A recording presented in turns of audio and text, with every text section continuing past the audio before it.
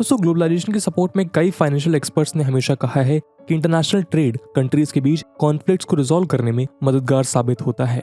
इसके अलावा दुनिया भर के देश जब आपस में ट्रेड करते हैं तो फाइनेंशियल इंसेंटिव्स के अलावा पीपल टू पीपल कॉन्टैक्ट बढ़ता है, जिससे सोशल और कल्चरल गैप्स कम होते हैं। लेकिन यदि ये सारी बातें इतनी सच हैं तो आज हम क्यों रेसिज्म, मार्जिनलाइजेशन और डिप्लोमेटिक बॉयकॉट जैसे इवेंट्स को 21st सेंचुरी वर्ल्ड में देखते हैं? और यदि इन मिसहैपनिंग्स को एनालाइज किया जाए तो शायद ये सारे एक्शंस वेस्ट द्वारा इम्पोज नजर आएंगे, जिन्हें वेस्टर्न कंट्रीज ने अपने इंटरेस्ट को प्रोटेक्ट करने के लिए डेवलप किया है। एशिया से जुड़े कई रिसर्च पेपर्स बताते हैं कि आज वेस्टर्न वर्ल्ड के इंटरनेशनल डोमिनेंस ने हमें इस हद तक उन पर निर्भर कर दिया है कि बिना डॉलर जैसी करेंसी को यूज किए हम बायलैटरल ट्रेड भी नहीं कंडक्ट कर सकते। न केवल ट्रेड बल्कि आज रशिया के अगेंस्ट लगाए गए सैंक्शंस हमें इस बात पे सोचने के लिए मजबूर करते हैं कि कब तक वेस्टर्न कॉन्फ्लिक्ट की कीमत डेवलपिंग कंट्रीज चुकाती रहेंगी। क्या वेस्ट द्वारा इंट्रोड्यूस्ड इस इकोनॉमिक सैंक्शंस के जवाब में हमारे पास कोई ऑप्शन अवेलेबल नहीं है? शायद ऐसा सोचना गलत है। दोस्तों आज इस वीडियो के मकसद से वेस्टर्न पावर्स द्वारा वेपनाइज्ड इकोनॉमिक सैंक्शंस के इम्पैक्ट को समझना है।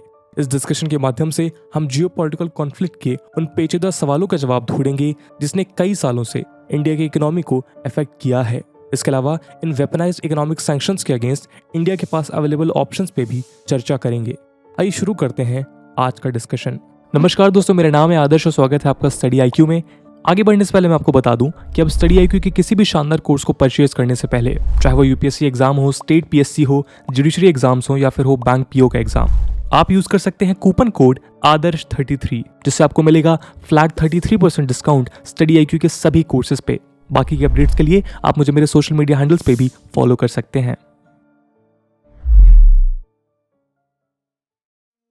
दोस्तों फ्री ट्रेड को लेकर दुनिया भर के एक्सपर्ट्स ने हमेशा ये आर्गुमेंट दिया है कि बढ़ते हुए ग्लोबल ट्रेड के साथ पार्टिसिपेटिंग कंट्रीज के बीच पीस प्रमोट होता है। यूं तो इन दोनों के बीच एक अनडिनाइबल कोरिलेशन है, लेकिन क्या फ्री ट्रेड के लिए पीस एक प्री कंडीशन है या फिर बढ़ते व्यापार के साथ सारे ट्रेडिंग पार्टनर्स को मिलने वाली इकोनॉमिक इंसेंटिव्स उन कंट्रीज के बीच पीस इंश्योर करती है? ये आज भी अनक्लियर है। खैर 2016 के दौरान जब USA में एंटी चाइना सेंटिमेंट्स ग्रो कर रहे थे, तब लगभग सारे जियोपॉलिटिकल एक्सपर्ट्स ने यह मान लिया था कि शायद हम एक नए कोल्ड वॉर की तरफ आगे बढ़ रहे हैं। डोनाल्ड ट्रंप की प्रेसिडेंसी के दौरान हमने रिसेंट हिस्ट्री में एक अनप्रेसिडेंटेड मूव देखा, पीस टाइम के दौर में ट्रेड का वेपनाइजेशन। रिसर्च बताती है कि US चाइना ट्रेड वॉर का सिग्निफिकेंट इकोनॉमिक इम्पैक्ट तो हुआ, लेकिन उसके साथ पॉलिटिकल फ्रंट्स पे क्रिएटेड लॉसेस ने वर्ल्ड ऑर्डर को एक नई अनसर्टेनिटी की तरफ आगे बढ़ाया। US चाइना ट्रेड वॉर के साथ इंटरनेशनल कोऑपरेशन ब्रेकडाउन होता दिखा, मल्टीलेटरल इंस्टीट्यूशंस डिसएम्पावर्ड हुए और वर्ल्ड में पोलराइजेशन बढ़ता हुआ दिखा।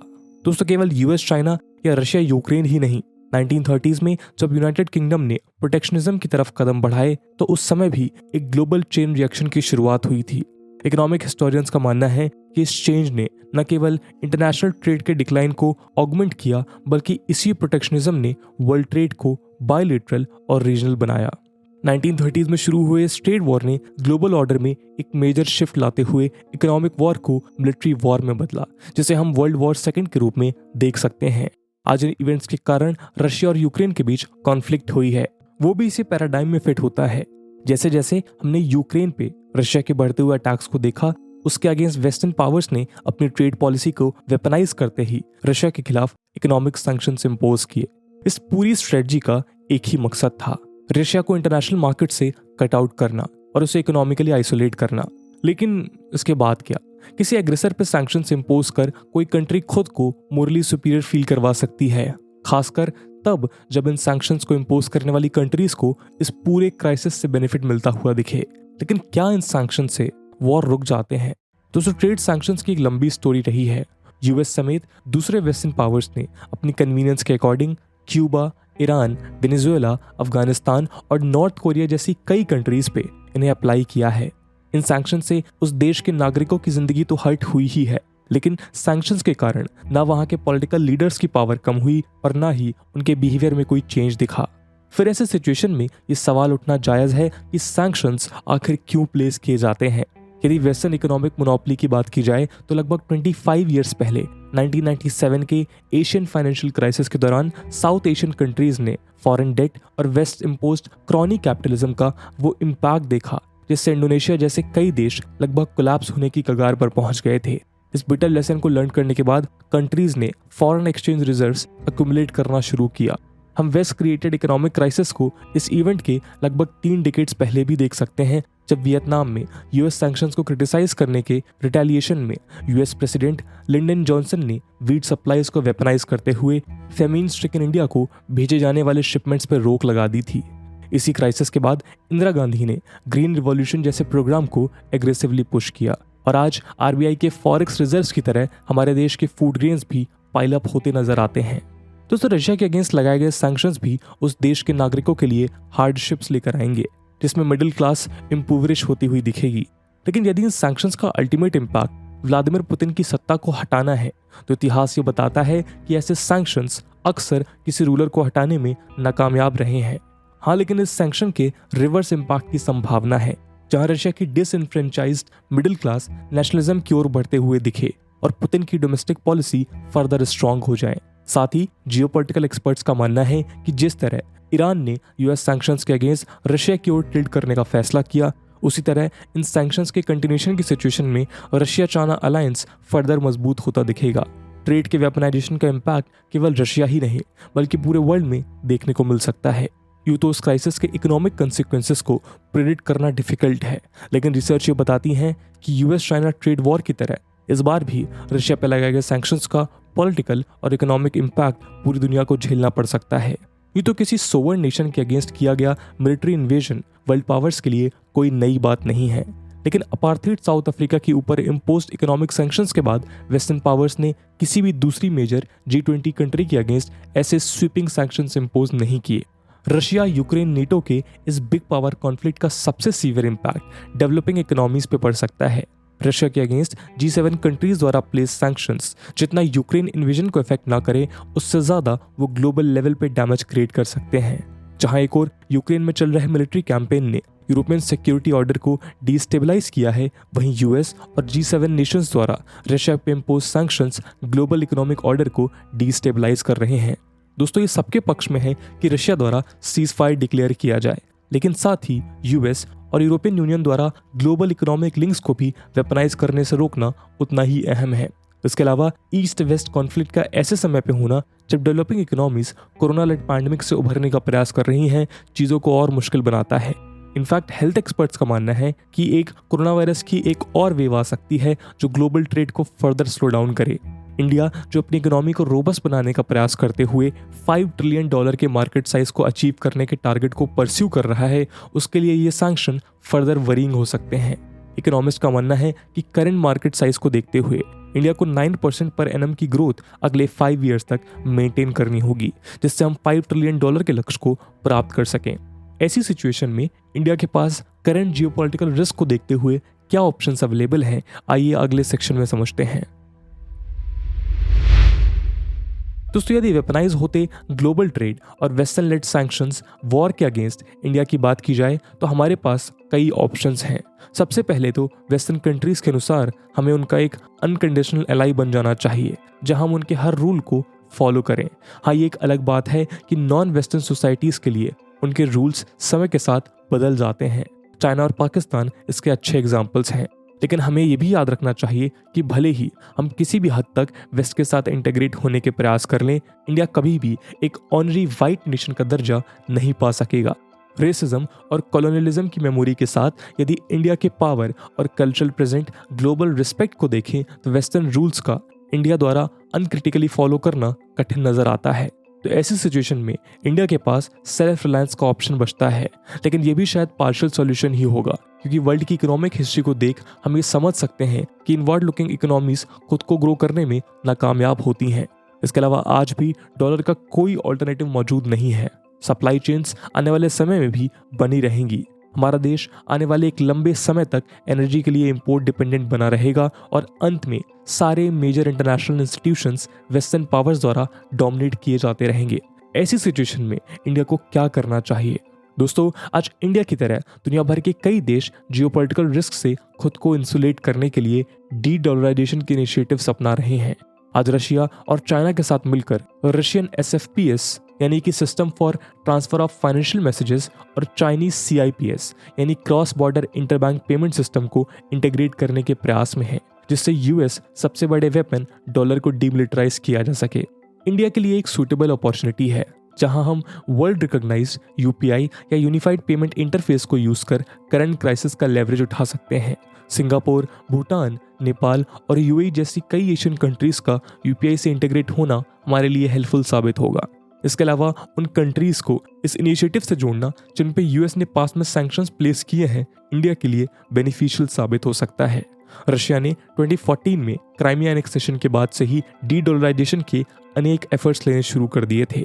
रशिया ने अपने डॉलर डोमिनेटेड एसेट्स को 2021 तक रिड्यूस करते हुए केवल 16% तक कर लिया था। पुतिन ने पहले ही अनाउंस कर दिया था कि वो अपने नेशनल वेल्थ फंड से भी यूएस डॉलर्स रिड्यूस करने वाले हैं।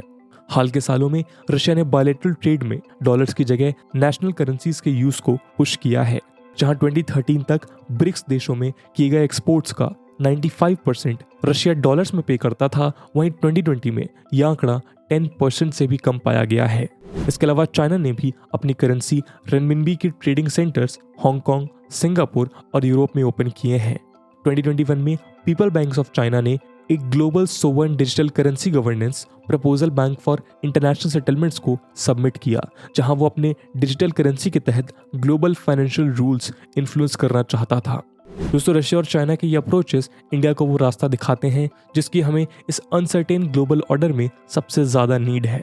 न केवल हमें डॉलर डोमिनेटेड ग्लोबल ट्रेड से बाहर निकलने की ज़रूरत है, बल्कि इंडियन रुपी की मदद से बायलैटरल ट्रेड्स को बढ़ावा देना आने वाले समय में हमें चाइनीज़ डोमिनेंस के अगेंस्ट भी सपोर्ट प्रोवाइड करेगा। इन सब के अलावा एक्सपर्ट्स का मानना है कि इंडिया आज दूसरे डेवलपिंग नेशंस द्वारा बढ़ते एनर्जी कॉस्ट और कमोडिटी प्राइसेस के अगेंस्ट उठाए जा रहे वॉइसेस को लीडरशिप प्रोवाइड कर सकता है। आज डेवलपिंग कंट्रीज न केवल ग्लोबल पेमेंट सिस्टम और इंटरनेशनल ट्रेड के डिसरप्शन से चिंतित है, बल्कि इनके कारण उन देशों में आए इन्फ्लेशन ने भी डोमेस्टिक पॉलिसीज को इफेक्ट किया है। इंडिया ने historically non alignment movement lead करते हुए खुद को इन नेशंस का लीडर प्रूव किया है। एक्सपर्ट्स कहते हैं कि आज वो समय वापस आ गया है जब इंडिया खुद को उन डेवलपिंग कंट्रीज के साथ जोड़कर ग्लोबल डोमिनेंस के अगेंस्ट एक थर्ड फ्रंट लीड करे। दोस्तों, इंडिया के ऑयल एंड नेचुरल गैस के एक्सटर्नल डिपेंडेंस को देखते हुए हमारे लिए कॉस्ट बाइंग ऑप्शन इग्नोर करना कठिन है। इसी कारण गवर्नमेंट ने यूएस प्रेशर को रेजिस्ट किया, जिससे वो इंडिया को रशियन ऑयल परचेस करने से रोकना चाह रहे थे। इस क्राइसिस में इंडिपेंडेंट और नॉन अलाइंड फॉरेन पॉलिसी के अलावा हमने एक लॉन्ग टर्म स्ट्रेटजी को ढूंढने की ओर अट्रैक्ट किया है, जिससे हम एक्सटर्नल एनर्जी डिपेंडेंस से दूर हो पाएं। इस अप्रोच में इंडिया के लिए न्यूक्लियर और रिन्यूएबल एनर्जी प्रोग्राम्स को एक्सपेंड करना एक बेनिफिशियल स्टेप साबित हो सकता है। दोस्तों, हमने ये पहले भी देखा है कि डेवलप्ड इकोनॉमीज के लिए G7 इकोनॉमिक सैंक्शंस द्वारा जनरेटेड इकोनॉमिक शॉक्स को एब्जॉर्व करना पॉसिबल है, लेकिन लो इनकम डेवलपिंग कंट्रीज के लिए ये बेहद कठिन है। एक्सपर्ट्स के अनुसार इंडिया का इंडिजिनस रुपे कार्ड इस क्राइसिस में एक सॉल्यूशन प्रोवाइड कर सकता है, जिससे डोमेस्टिक एंड फॉरेन कंट्रीज में प्रमोट कर स्विफ्ट सिस्टम के अगेंस्ट इंश्योरेंस की तरह हम यूज कर सकते हैं। ये तो इंडिया के लिए खुद को G7 लीडर्स की कंपनी में देखना एक आम बात हो गई है, लेकिन नेक्स्ट ईयर इंडिया में कंडक्ट होने वाले G20 समिट के दौरान डेवलपिंग कंट्रीज के कंसर्न्स को हाईलाइट करना हमारी जिम्मेदारी होगी। एक्सपर्ट्स के अनुसार आज भी इंडिया के कोर नेशनल सिक्योरिटी कंसर्न्स एक डेवलपिंग इकोनॉमी के हैं, जहां इकोनॉमिक ग्रोथ के अलावा कॉम्प्रिहेंसिव नेशनल पावर का एनहेंसमेंट हमारे लिए अहम मुद्दा है। आज जब वर्ल्ड के पावर्स एक दूसरे के अगेंस्ट एनमिटी स्प्रेड कर रहे हैं, ऐसी सिचुएशन में इंडिया के लिए अपने नेबरहुड को फॉरेन पॉलिसी की प्रायोरिटी पर रखना जरूरी होगा। किसी भी स्ट्रेटजी को कंसीडर करने से पहले हम ये भूलना अफोर्ड नहीं कर सकते कि हमारे land border 2 nuclear powered state से टच करते हैं। इंडिया ने अपनी नेबरहुड फर्स्ट पॉलिसी का एग्जाम्पल यूएई और श्रीलंका के साथ टाइज रिन्यू करके दिया है, लेकिन वर्ल्ड ऑर्डर में आई नई क्राइसिस, मिडिल ईस्ट में यूएस के एग्जिट के बाद जनरेट हुई पावर वैक्यूम और इन सब के बीच इंडिया में लाई करने वाले स्ट्रेटेजिक इंटरेस्ट हमें न्यू अप्रोच की ओर बढ़ने का सुझाव देते हैं। कॉम्प्रिहेंसिव नेशनल पावर बनने के लिए नेबरहुड में स्टेबिलिटी और पीस बेडरॉक का काम करेंगी। तो दोस्तों, ये था एक वीडियो जहां पे हमने डिस्कस किया कि इंडिया के पास कौन से ऐसे टूल्स हैं जिनसे वो वेस्टर्न सैंक्शन से बच सकता है, या फिर उन सैंक्शंस को नलीफाई करने के लिए क्या क्या टूल्स यूज कर सकता है। इसके अलावा ये वीडियो यूपीएससी मेंस एग्जामिनेशन के पर्सपेक्टिव से भी रिलेवेंट है और इंफ्रास्ट्रक्चर से रिलेटेड सवाल यूपीएससी GS2 के इंटरनेशनल रिलेशन सेक्शन में पूछे जा सकते हैं। इसलिए इस टॉपिक से रिलेटेड एक सवाल हम आपके लिए छोड़ कर जाएंगे, जिसे आप कमेंट सेक्शन में आंसर करना ना भूलें। So the question is that in the new emerging global order? What are the options through which India can sustain its image as a leader of marginalized and oppressed nations? Quite an interesting question. I hope आप सब इसका answer comment section में ज़रूर करेंगे। आज की video के लिए इतना ही। आई होप आपको वीडियो पसंद आई होगी, और अगर पसंद आई है तो अपने दोस्तों के साथ शेयर करना मत भूलिएगा। हम मिलते हैं अगले वीडियो में, तब तक के लिए जय हिंद, जय भारत।